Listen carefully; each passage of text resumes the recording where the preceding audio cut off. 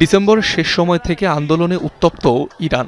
অর্থনৈতিক সংস্কারের দাবিতে বিক্ষোভ শুরু হলেও ক্রমেই তা রূপ নেয় সরকার বিরোধী জনরোষে। এতে ইন্টারনেট ও সামাজিক যোগাযোগ মাধ্যম ব্যবহার করে বিক্ষোভকারীদের ফুঁসিয়ে দেওয়ার অভিযোগ ওঠে যুক্তরাষ্ট্র এবং ইসরায়েলের বিরুদ্ধে।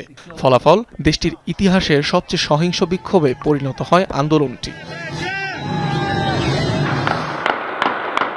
বিক্ষোভ দমাতে ৮ জানুয়ারি দেশজুড়ে ইন্টারনেট পরিষেবা বন্ধ করে দেয় ইরান সরকার। বিক্ষোভকারীরা অবৈধভাবে স্টারলিংক দিয়ে ইন্টারনেট সংযোগ স্থাপন করলে সেটিও অকার্যকর করে দেওয়া হয়। এতে জনক্ষোভ অনেকটাই প্রশমিত করতে সফল হয় খামেনি প্রশাসন।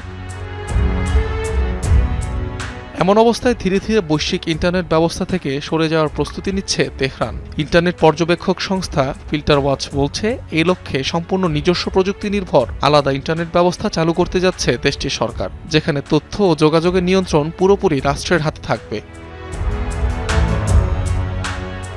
শুধু তাই নয়, ইরানের জাতীয় ইন্টারনেট ব্যবস্থায় অন্তর্ভুক্ত থাকবে সরকার অনুমোদিত সার্চ ইঞ্জিন, মেসেজিং প্ল্যাটফর্ম ও নেভিগেশন সেবা। এছাড়াও নেটফ্লিক্সের মতো ইরানের নিজস্ব স্ট্রিমিং সাইট আনারও পরিকল্পনা রয়েছে।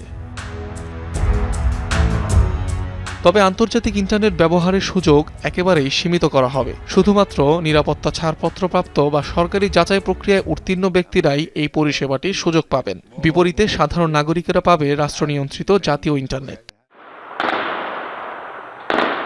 10 দিনে 200 ঘণ্টারও বেশি সময় ধরে পুরোদস্তুর ইন্টারনেট ব্ল্যাকআউটে ইরান, যা বিশ্বে সরকার নিয়ন্ত্রিত সবচেয়ে দীর্ঘতম শাটডাউনের একটি। পর্যবেক্ষক সংস্থা নেটব্লকসের দাবি, দেশটিতে কার্যকর কোনো ইন্টারনেট সংযোগ নেই এখন। অনিক রহমান, যমুনা নিউজ।